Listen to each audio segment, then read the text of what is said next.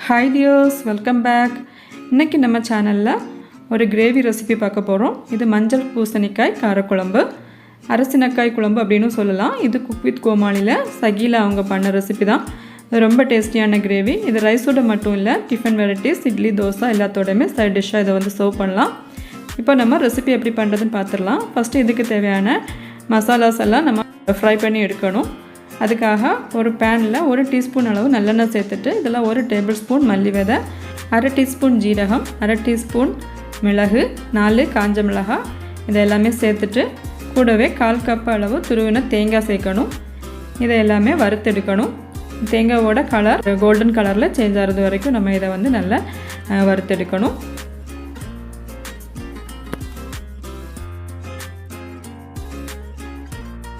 இப்போ மசாலா தேங்காய் எல்லாமே நல்ல கலர் சேஞ்ச் ஆகி வந்திருக்கு. இப்போ இதை சுவிட்ச் ஆஃப் பண்ணிவிட்டு லைட்டாக சூடு ஆறுனதுக்கப்புறம் மிக்ஸி ஜாரில் சேர்த்துட்டு ஃபஸ்ட்டு பொடிச்சு எடுக்கணும். நெக்ஸ்ட் இதுக்கு தேவையான அளவு தண்ணி சேர்த்து நல்லா ஃபைன் பேஸ்ட்டாக அரைச்சிட்டு இந்த மசாலாவை அப்படியே மாற்றி வச்சிடலாம். இப்போ குழம்பு பண்ணுறதுக்காக நான் ஒரு மண் சட்டி எடுத்திருக்கேன்.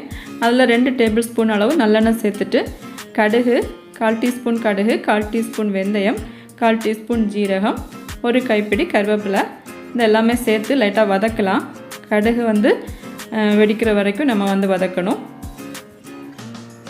இப்போ இதில் ஒரு 15 சின்ன வெங்காயம் கட் பண்ணி வச்சுருக்கேன், அதையும் சேர்த்துட்டு ஒரு 8 பல்லு பூண்டு அதையும் 2ஆக சாப் பண்ணி வச்சுருக்கேன், அதையும் சேர்த்து வதக்கலாம். இது ஆனியன் பூண்டு எல்லாமே நல்லா சாஃப்ட் ஆகிறது வரைக்கும் நம்ம வதக்கணும்.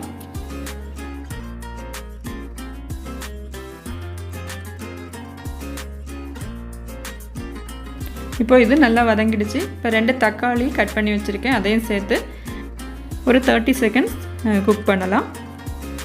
தக்காளி ஓரளவு சாஃப்ட் ஆனால் போதும். இப்போ இந்த டைமில் நம்ம கட் பண்ணி வச்சுருக்க மஞ்சள் பூசணிக்காய் இதில் சேர்த்து கொடுக்குறோம். இது 1/2 கப் அளவு மஞ்சள் பூசணிக்காய் எடுத்திருக்கேன். இது பெரிய பீசஸாக தான் நான் கட் பண்ணியிருக்கேன். இதையும் சேர்த்துட்டு இதை ஆயிலில் ஒரு 30 செகண்ட்ஸ் நம்ம வதக்கலாம்.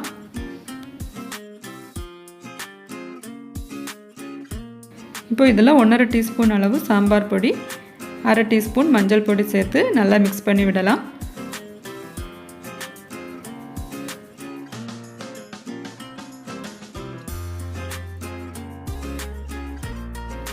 இந்த ஆயிலோடு சேர்ந்து இந்த மஞ்சள் பூசணிக்காய் மசாலா பொடி எல்லாமே நல்லா வதங்கட்டும்.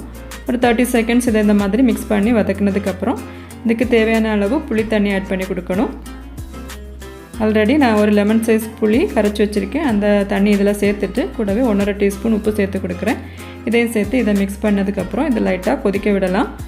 ஒரு 1 மினிட் இது கொதிக்கட்டும். இப்போ இது நல்லா கொதிக்க ஆரம்பித்தாச்சு. மஞ்சள் பூசணிக்காயும் 50% இதில் வந்து குக் ஆகிடுச்சு. இந்த டைமில் நம்ம அரைச்சி வச்சுருந்த மசாலா பேஸ்ட் இதில் சேர்த்து கொடுக்கலாம். கூடவே தேவையான அளவு தண்ணி சேர்த்து இதை நல்லா மிக்ஸ் பண்ணி விடலாம். இப்போ இதை மூடி போட்டு 2லேருந்து 3 நிமிஷம் நல்லா கொதிக்க விடலாம். இந்த டைமில் மஞ்சள் பூசணிக்காயும் நல்லா குக் ஆகிடும்.